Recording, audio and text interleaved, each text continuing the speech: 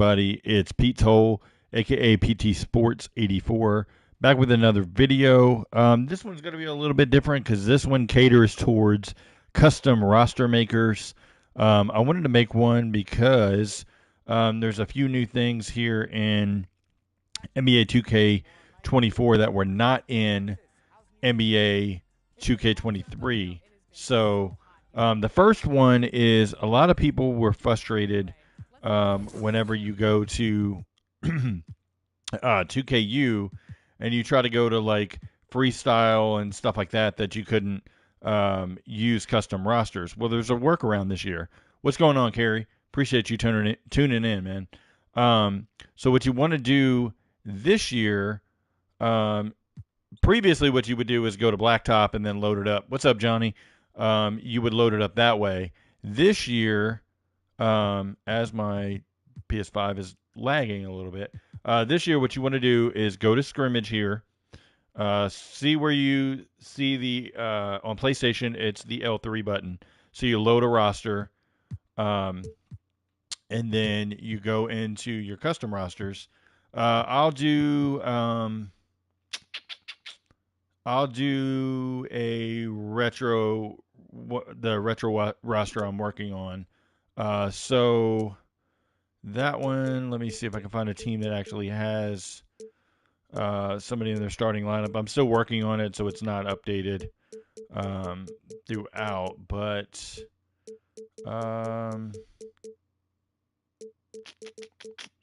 let's see. All right, let's put the Pistons in here because I got, as you can see, Rasheed Wallace is there.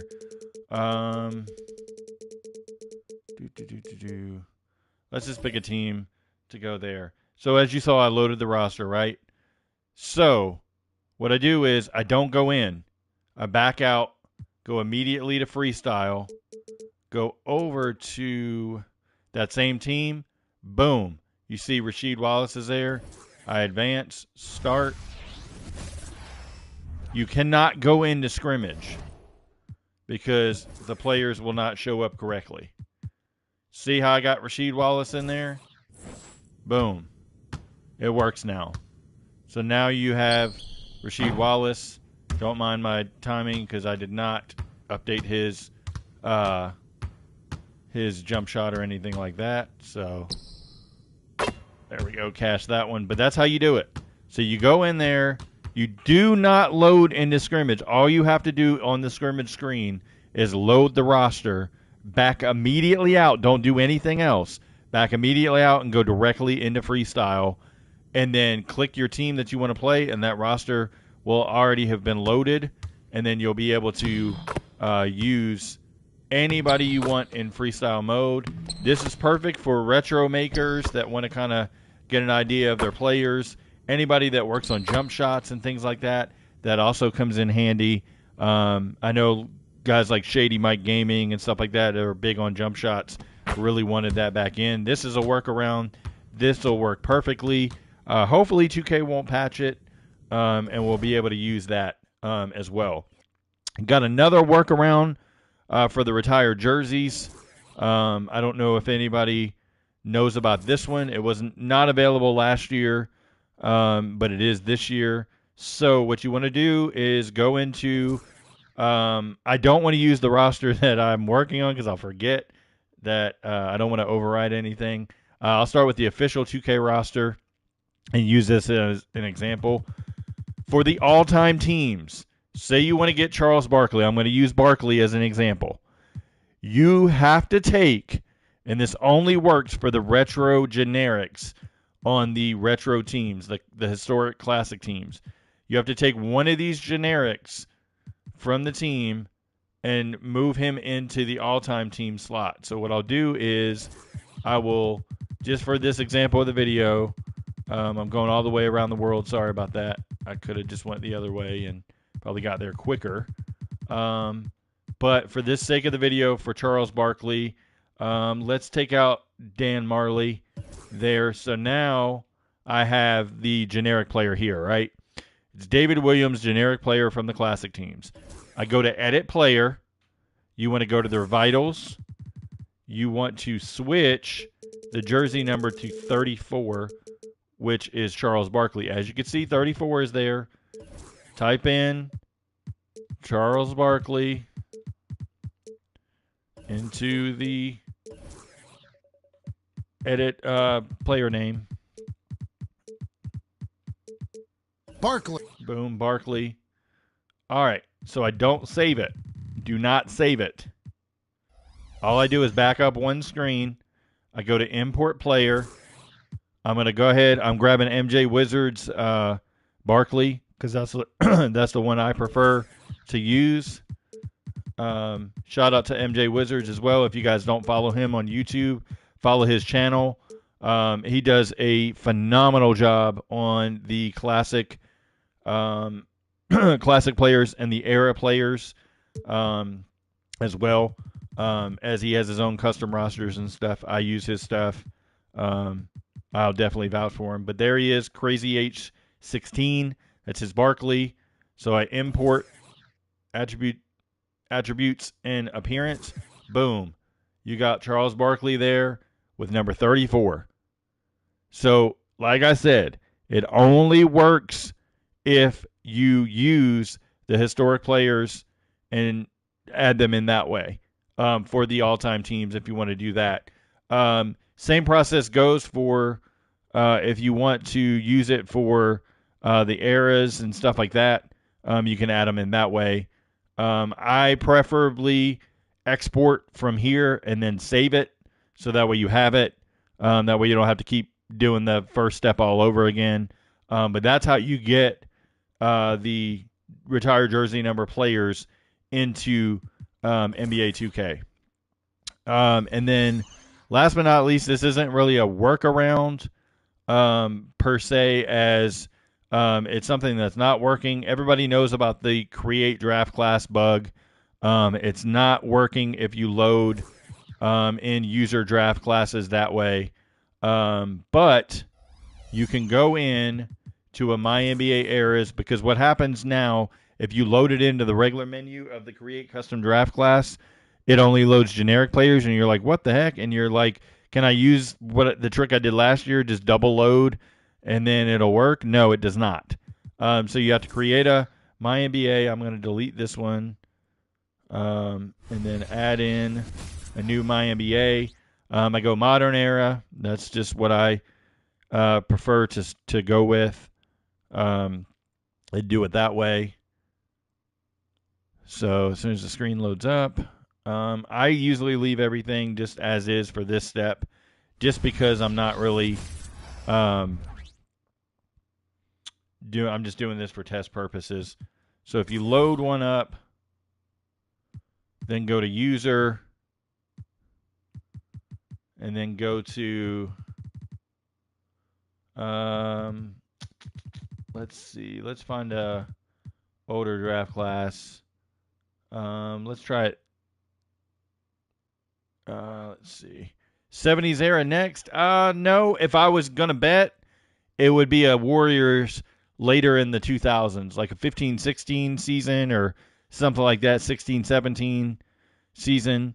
And then they would use players like that. It's going to be very hard to get 70s because of so many players' rights and not having them. Even with the NBRPA, if you look at the rosters from the 70s, getting those players to fill in those rosters is extremely difficult just because then you're dealing with a lot of estates and having to wait on estates to send over paperwork and blah, blah, blah. So it's going to be hard. Mark, you can say what you want about the game, man. If you're going to spam, then, I don't know what to tell you, man. Like, if all you're going to do is spam in the chat, it's not worth it to be here, to be honest. So, anyway, so now you go to prospect scouting, and it has the players added in. Like Jimmer Fredette's there. You see Brandon Knight is in. You can say what you want about the game being trash, man. Like, I don't know why you came to the channel just to say the game is trash. Like, that doesn't make sense. It's a waste of time. So anyway, there you can load that in, and it works. So, yeah, we'll see what happens. I don't know about Okor, and I don't know about Pavlovich. I mean, hopefully we'll get them. I don't know, definitely don't know anything about Okor coming in. Pavlovich, I was able to get, um, you know, get him in the game, but it takes 2K time to get in. Mark, I understand that, man, but at the same time, like I get it.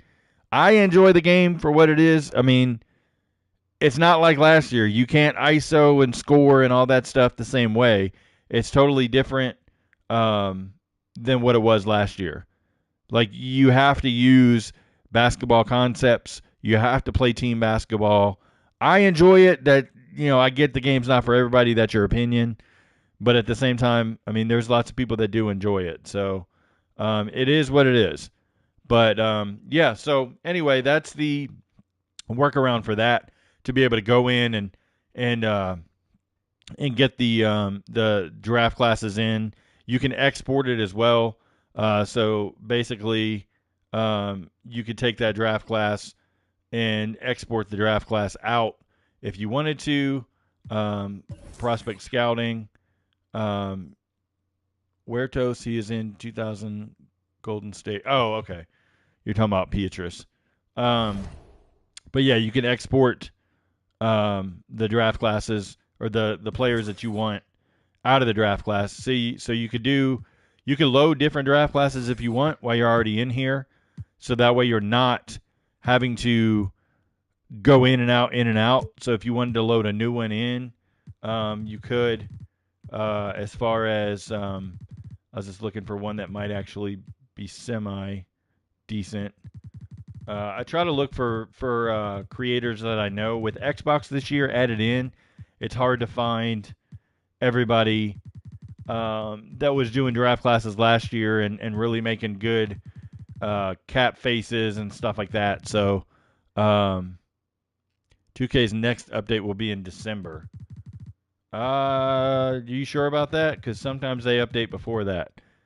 We'll have the opening night roster. Usually when they tie the opening night roster in, we may get something for the classic rosters as well. Let's see what this one is, just to see what loads up here. Okay. They got Mike Scott in. Okay, yeah, so this is more of a realistic roster. Some of the faces need work. But anyway, that's how you would load them in to the MyNBA and then get them that way going forward. Another thing I wanted to explain, I know I said some tips in the video. This year, the tendencies are a tiny bit different than they had been in the past, in past 2Ks. So I want to go over that real quick, and what you'll need to do as a roster maker. So we have the tendencies. Actually, you know what? Let me go into somebody like Embiid, for example. So you have tendencies here. So obviously, if you watch my videos in the past, close left, middle, right, mid, left, center, all the ones that are like right, center, all that stuff, right, left, all that stuff. Those are only simulation based.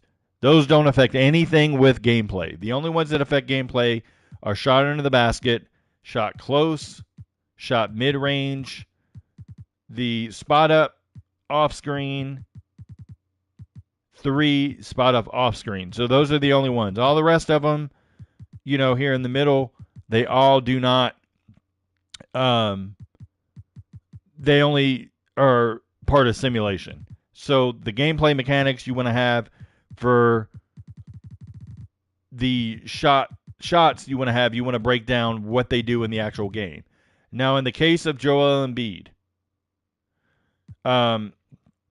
so we know, obviously, looking at Embiid and how he plays, shot mid-range is going to have to go up if you're editing his tendencies. And the reason I say that is it's not necessarily a pull-up in the mid-range, it's that he'll get the ball and shoot it in the mid-range. And if you know Embiid, he has a little kick his leg out, shoots that little mid-range, kind of mid-range close in between that shot. So in order to get him to shoot correctly, you want to have the triple threat mixed in with his mid-range as a viable option. And how they have it at basically a default is posting up 95. So 95% of the time he's going to get the ball and post up and things like that. 85 shimmy shot, like it's tough to not get him to only post up. So you got to tweak things like that. Same for a guy like Jokic and things like that. That's the first thing. The second thing is a lot of people might be confused about the spot up 3, off screen 3, spot up mid, and off screen mid. That works alongside the spot up drive and off screen drive. So what that means is if they have a spot up 3 and an off screen 3 and it's like a 65 and their off screen drive is low, like a 5 right here, he'll never drive when he comes off the screen. He's only going to shoot. Same with spot up drive. You want to work that in to how it's going to work with his spot up shooting. You don't want him shooting too many spot ups, but you don't want him driving a lot either, because Joel Embiid's not a driver like that. Joel Embiid's basically a trailer that shoots threes, shoots a little mid-range, posts up a little bit. Like, he's not a guy that drives in for contact. So just keep that in mind. Also, the drive tendency is something to where you have to look at overall. It's a mixture of how often they're going to drive, like how aggressively they're going to get to the basket once they drive, but also that works with the spot up tendencies. So you want to make sure that when you're looking at eras, the current era, they're not going to drive as much because there's a tons of threes by the centers and stuff like that. In the earlier eras, the 80s, the 90s, and the early 2000s, they're going to drive a lot more. And they're going to try to get contact at the rim. They're going to shoot mid-range shots. So you want to adjust all those accordingly. So your mid-range shots for the 80s are going to be extremely high with literally extremely low three-point shots. I did not know about the player tattoo bug. Hugo, send it to me because I don't know what it is. Anyway, so the three-point shot for the 80s would not be high. So someone like a Magic Johnson is not going to shoot a ton of threes. So at the end of the day, teams were taking like 2 or 3 threes a game total. So like you got to adjust accordingly based on the tendencies. Now, if we go out of here and we go in and we look at the 83 era, we look at the official roster. Let's look at somebody like Moses Malone. And we look at his tendencies, see where the mid-range is, and the three-point is at 0. That's how it should be. Shout out to MJ Wizards for, working on stuff. So shout out to him. But if you look at it, it's based accordingly on where it should be. The only thing that's not is it's not fixed for the current teams and the way that the current teams run. So you'll see a lot of stuff off in the modern era, whereas a lot of stuff is right in these other eras. So what they have to do, 2K has to update the same principles when it comes to the modern era basketball to get those tendencies in line with where things are. Now, the other thing that I wanted to touch on was this right here, the touches and the shot tendency. This used to be just 99 and the player will get the ball. Well, it's a mixture now. Yes, with a high touch tendency and a high shot tendency, you will basically have a very good chance of scoring in the offense and being a high volume scorer in that offense. But it's also based on dynamic gameplay. What dynamic gameplay is say Tyrese Maxey is going off. He's got 20 points in the first quarter, hypothetically. That means the AI is automatically going to start shifting towards Tyrese Maxey and less to Embiid until a defense comes over and adjusts accordingly. So then it throws out these touch tendencies and the shot tendency and basically makes Maxi go into more of a hyperdrive, as it should be, because if a player has a hot hand, you want to keep going to them. So that's what that does. Another one that a lot of people have trouble with, and I've been DM many times, that they don't know, or they're a little bit confused, is two different things. So roll versus pop. Rolling to the basket is the higher value. So if you're a 99, that means you're going to roll to the basket quite a bit. If you are a 0, that means you are going to basically shoot a ton of threes. Now, if you're looking at this roster, what do you see wrong already? PJ Tucker should not be a 75 roll to the basket. Danny Green should not be 50. Korkmaz should not be 40. These need to be redone. Because if you got James Harden and Maxey as zeros, then there's no reason that Danny Green, who is strictly a three-point shooter, or someone like a PJ Tucker that shoots strictly from the corner three, they should not be this way. This is why gameplay, when you run it on default rosters, this is why people are complaining about the gameplay. That's unrealistic. So-and-so shouldn't be doing this. Well, a lot of it is tendency-based because they're not looking at stuff like roll versus pop. If you have this at a 0, that means PJ Tucker will never look to roll to the basket on a screen. He will pop, which he should. And he should be standing in the corner because he has a 99 spot up, which is transition spot up versus cut. So when a fast break happens, he's going to go to that corner 99% of the time. So that's how that works, but they don't have it tuned correctly. The other misconception a lot of people have is ISOing.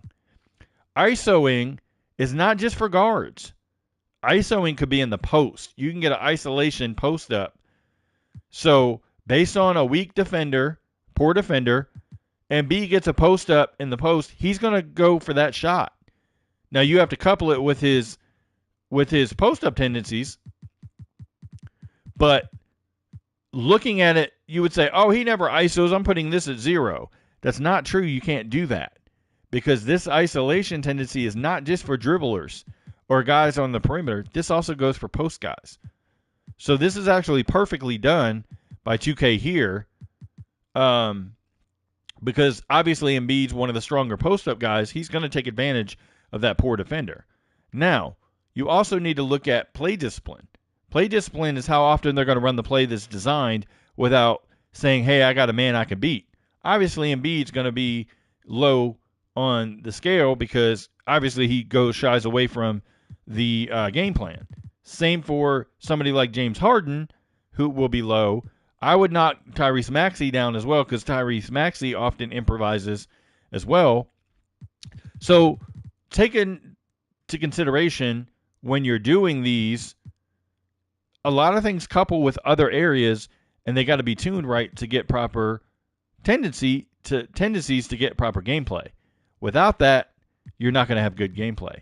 Same with attack strong versus dish out. This is basically what'll happen on a drive attempt to the basket. So say you throw it to Paul Reed and he has to roll to the rim and you want him dunking the ball, right? So this is pretty good. 80-20. It's fine. PJ Tucker's not necessarily going to finish 75% of the time, but that's okay. But when we get to guys like a Danny Green, it's not going to be 50-50 because he's not really a finisher at the rim.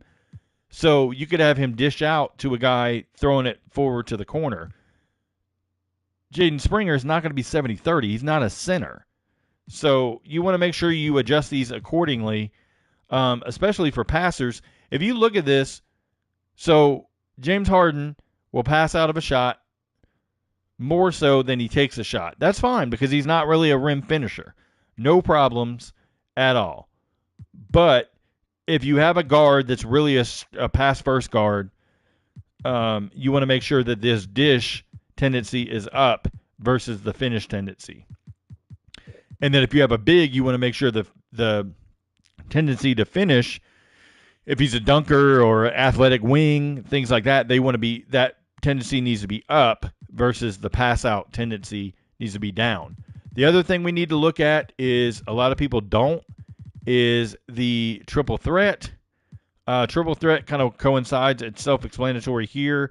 But what I personally do, and this is my personal preference, is I knock down guards idle to like a 10, and then I put shooters down to 10 as well.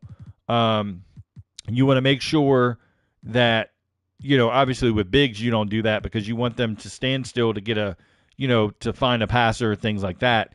Bigs, I put their jab step down. Guards, I put it up. I like to use a 75 as a maximum. So I do a 0, 25, 50, 75 scale personally. Pump fake, you'll basically have to research on, who it is you're editing based on pump fake. And then shooting out of the triple threat, obviously like a Carmelo is going to be high. You want guys that shoot out of a triple threat to be high. Bigs as well, like a Joel Embiid, like I explained earlier, his triple threat shot needs to be like a 50 because when he's in that mid-range, when he's holding the ball in the mid-range, he'll be able to shoot that shot and get that little mid-range shot that he likes as well. Another thing that I personally edit that it drives me nuts that 2K does this, and they do it every year, it's because they don't check these dunk tendencies a ton, is I knock down dunk tendencies for guys that don't really dunk. So James Harden's not dunking like that. I think James Harden's had a total of 9 dunks in 3 or 4 years. He should not have a 70 driving dunk. It shouldn't happen. I'm not saying you put him at 0, but putting him at 50 would be fine, or 40, whatever, would be fine. But you're not getting dunks out of those guys like that. Then you got PJ Tucker that could technically dunk, and he's at a 0. This is the stuff that 2K does not check out of the box, and it is frustrating. I brought it to attention many times, and it gets ignored. At this point, who knows? Standing dunk as well. This needs to be modified to make sure that nobody that standing dunks has one. They did a better job with it this year than in the past. Floater, a lot of guards use floaters, so you can up this whenever you're going through, going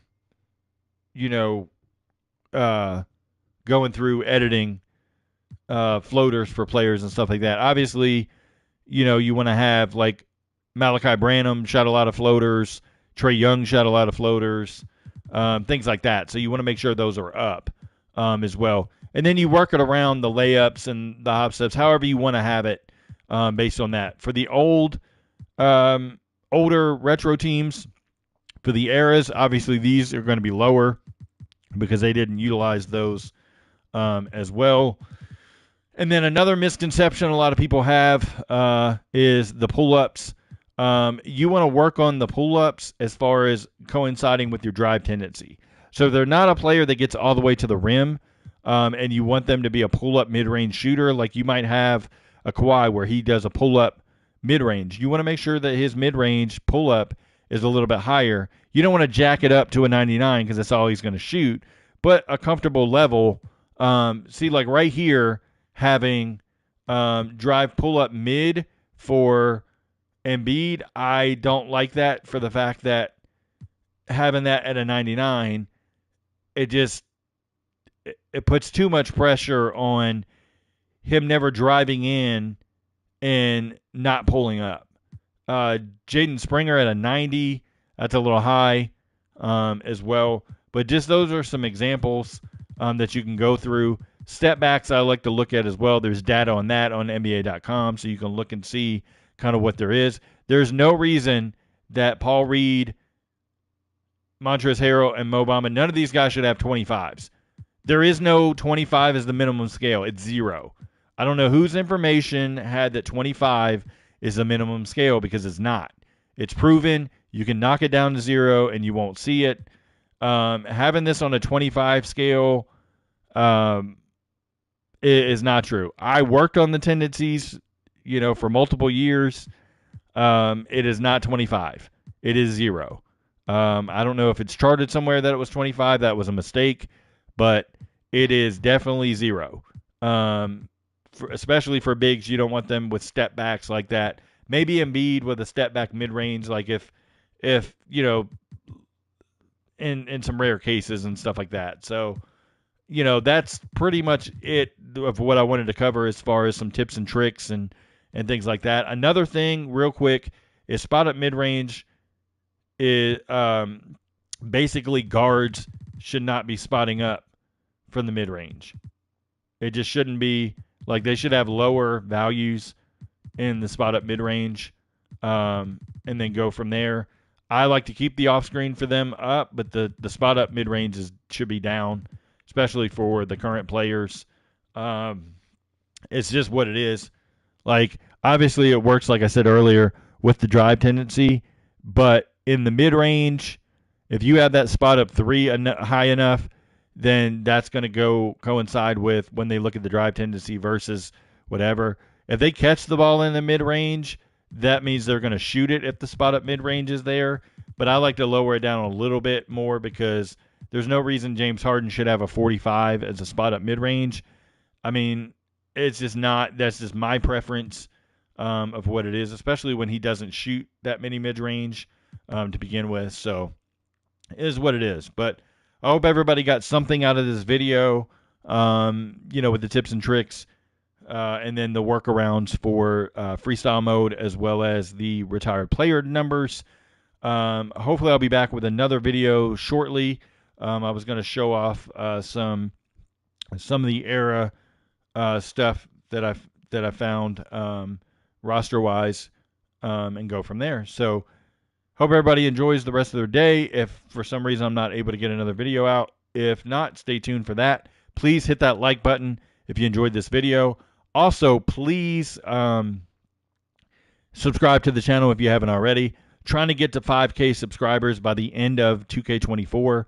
If you guys can make that happen, tell a friend to subscribe to the channel. It really would help me out. Watching the videos as well, of course, helps me out. Just trying to get a little bit here and there. Every little bit helps. So appreciate everyone that watched, and I'll talk to you soon.